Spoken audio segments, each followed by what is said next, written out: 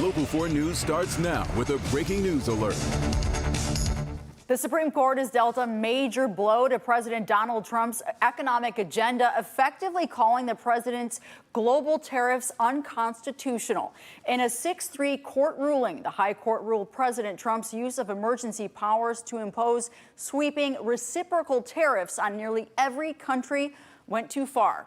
Now, this ruling raises serious questions, mainly what happens to all the money collected by these tariffs.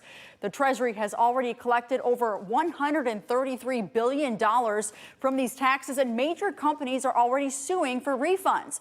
Reactions are already pouring in. Today, Governor Whitmer is calling the ruling a decisive and welcome step forward, adding, "I'm hopeful that this decision will force Congress and the president to table the work together on a more common sense, strategic trade policy." The market's also responding positively to the news. You're looking live at the big board at the New York Stock Exchange, which jumped shortly after the news came down. Now let's get over to NBC's Alice Barr with more on the decision and what happens next. Hi there. In a rare break with President Trump, the Supreme Court today striking a blow to his signature global tariffs strategy. The justice is ruling he does not have the authority to impose sweeping tariffs on imports through the law he's been using that's designed for use during a national emergency. The ruling stems from a couple small businesses filing suit, arguing the tariffs on imports from China specifically are so high as to effectively make it impossible to get what they need for their businesses. And now one big question is whether the Trump administration is going to have to pay back all these American companies that have been paying the extra duties when they bring materials in from other countries. The Treasury Secretary has said in the past that if the government were to lose, it would have to issue refunds for about half the tariff revenue it's collected. That would mean repayments to the tune of roughly $130 billion. The president has long argued and underscored in a speech just last night that his tariffs are a common sense way to boost the economy, level the playing field with trading partners, and encourage more production here on U.S. soil.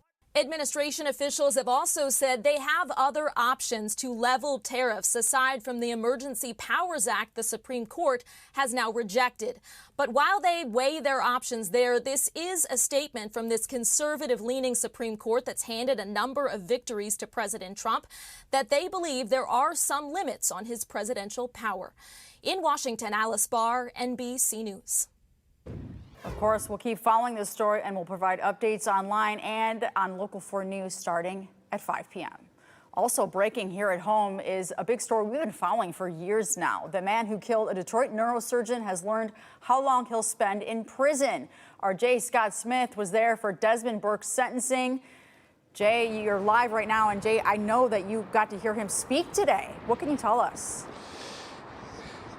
Yeah, him speaking was actually a part of a very surreal scene in that courtroom. Surreal and heartbreaking. Desmond Burks was sentenced to 35 to 60 years in prison for the killing of Dr. Devon Hoover. Now, as you recall, Burks pleaded guilty to a second-degree murder back on January 21st. He killed Hoover, who was a neurosurgeon at what was the Ascension Healthcare, who he was also in a sexual relationship with.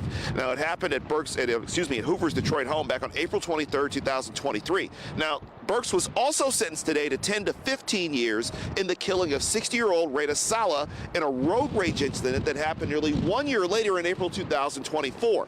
Now, Burks spent most of this hearing smiling, smirking at times, mugging for the cameras, and often scoffing and rolling his eyes during the victim impact statements as 5 of Hoover's sisters spoke, as well as Sala's kids. And he then stunned the courtroom with what he had to say when given a chance to address the families of the men that he killed. My name is Desmond Burks. I like to say I'm not a murderer, I'm not a killer. I'm a regular person like everybody in this room.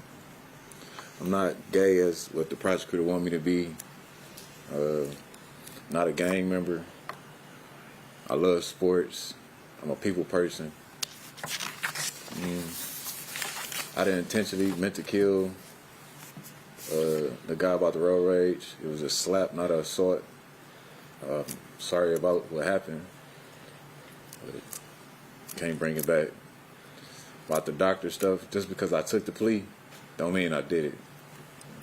I'm tired of them keep saying that I'm some gay killer or a gay person and a gang member in the same breath. That don't even mix. It's impossible. So once again, Burks, who had been in a sexual relationship with Hoover for years, was sentenced to 35 to 60 years in prison. He was hauled out of the courtroom shortly after that. And I should know one other thing we all heard him say as he left the courtroom. He remarked that if he were white and Dr. Hoover were black, that nobody would care whether or not he was killed. Now, coming up at 5 o'clock, we will hear from a member of Salah's family, as well as get more reaction from the courtroom during this hearing this morning, the sentencing hearing this morning. Outside of the Criminal Justice Center in Detroit, I'm Jay Scott Smith for Local 4. Jay, I know you were calling that surreal, and I can only imagine what it was like just being in there, especially for the family members. Can you give us a sense of just their reaction when he was speaking? They were pretty much incredulous to the whole thing. They couldn't believe what they were hearing either. In fact, they almost thought it was kind of humorous, the way that he was trying to deny something that he had pleaded guilty to, with all the evidence that was mounted up against him as well. But they looked at it as if, the one thing I will say this, the one word we heard a lot, especially from Hoover's family, was the word forgiveness. That they said that regardless of how they feel about his killing of Devon Hoover, they still say they forgive him. And actually, one of the family members even made sure to give him a Bible to take with him to prison. Thank you so much, Jay. I know you'll have more for us later. Thank you so much. Meanwhile, Detroit police are questioning a person of interest related to a triple murder in southwest Detroit. Police are not calling this person a suspect. The victims are identified as 66-year-old Norman Hamlin, who lived in the home, 72-year-old William Barrett, and 65-year-old Mark Barnett. Police say the men were found beaten and stabbed in a basement on Etzel Street. Anyone with information can contact Crime Stoppers anonymously at 1-800-SPEAK-UP. Taking a look at current conditions outside, we're really focusing on those wind speeds. We're under a wind advisory this afternoon. Let's get over to Ashley with the details. Well, it's a windy end to the work week, to say the least, as the wind gusts will be peaking around 45 miles per hour this afternoon. But as winds are going upward, the temperatures going downward. Falling temperatures through the afternoon as we'll spend the rest of the day in the 30s. And we will have a chance for a little bit of a wintry mix. But the wind gusts are the headline for today. Peaking around 45 miles per hour, closer to about 4 p.m. And then even if they taper off right as we're expiring that advisory, we still will have breezy conditions with gusts upward of 30 miles per hour. So falling temperatures will take us back to more winter-like feels for the weekend. In fact, as those temperatures crash, that rain will change over to some snow and we'll have more flakes flying throughout the weekend. We're going to map it out for you and tell you when and where in your full forecast. All right, thank you, Ashley. Over in Saline Township, a resident will try to stop a data center in court today. Catherine Haushalter filed a lawsuit claiming the township and developer violated the Open Meetings Act and made secret deals. We're monitoring today's hearing, and we'll let you know what comes out of it.